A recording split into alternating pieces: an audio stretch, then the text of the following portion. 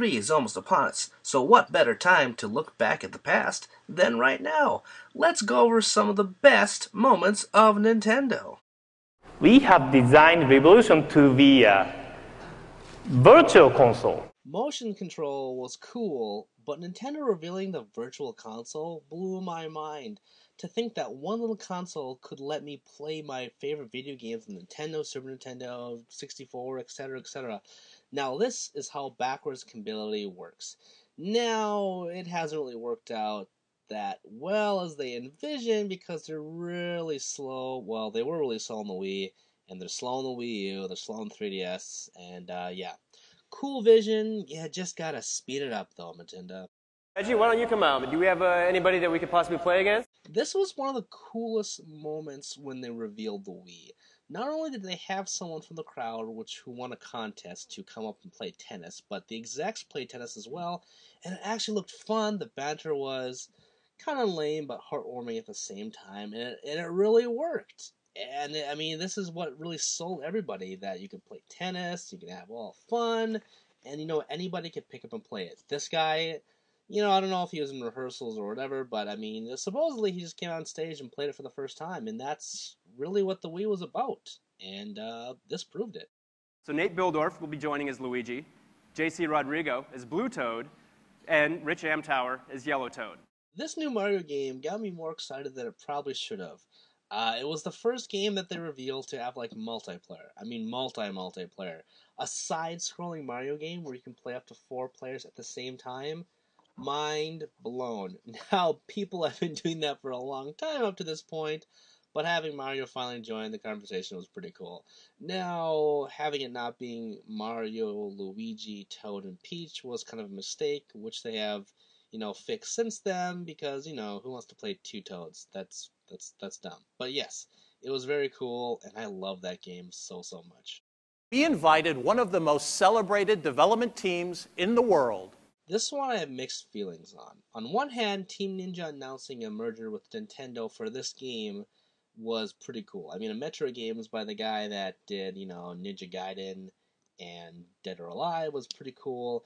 And the execution was not that great. However, this reveal was pretty exciting before everyone found out that it was a big old pile of garbage. Millions of other gamers, Golden has an entirely different meaning. Nostalgia wins every time. It was kind of cool to see Nintendo go back and not make a sequel, because that Rogue Agent was not a good game, but to make a remake starring Daniel Craig.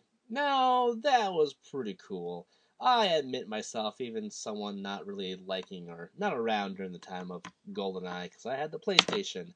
But it was cool. It was nice that they went back and, made good on a lot of fans clamoring for a new GoldenEye. And instead, they made a remake, but, whatever. It was cool. As you know, Retro Studios in Texas has produced some great Metroid titles. Those sneaky bastards. A little after GoldenEye, they announced Donkey Kong Country Returns, and that got me super excited because I love those games on the Super Nintendo. Why they stopped making them, I don't know. I don't think that the Donkey Kong 64 game was that well received by a lot of people. It was very mixed. It had high scores, but a lot of people just panicked. I don't know. Either way, seeing Retro going from Metroid to this was pretty exciting at the time. But now, I want them to go back to Metroid or some other new project. But, I mean, for this reveal, yeah, it was cool. Such a project deserved to feature a character who is already familiar to many of you. I was not one for Kid Icarus growing up. I mean, I kind of dabbled in it a little bit on Nintendo, but I was kind of bad in it, so I didn't really make it that far compared to other games like Mario and Zelda. However, after years upon years of watching G4 and other news outlets and people talking about, hey, when are they going to make a new Kid Icarus game? And then they finally make it. It was like, finally!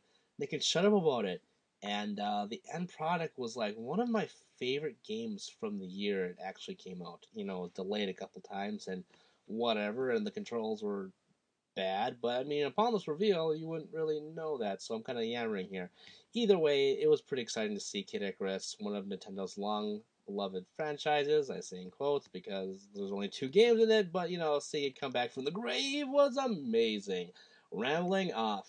I don't got a lot to say about this one, but seeing Nintendo celebrate Zelda's 25th anniversary with an opening concert to their beloved franchise in the beginning of their press conference was such an amazing and heartfelt tribute to it. And yeah, I mean, that's all I really have to say. It was amazing, and they should do that more often, or there should be more video game concerts or something. Yeah. Is Bayonetta 2 from Platinum Games. This was pretty mind-blowing at the time when Nintendo revealed that Bayonetta 2 is going to be Wii U exclusive. And last year, they finally revealed what the game will look like in action, and it looks like Bayonetta. So that was cool. It seems that they're keeping word to their promise, and who knows when that game will actually come out. I think it's supposed to come out this year. Maybe there'll be more at this E3. Yeah, surely there'll probably be more at this E3, yeah, for sure. But yeah, it was pretty cool that Nintendo finally got this franchise out of the grave.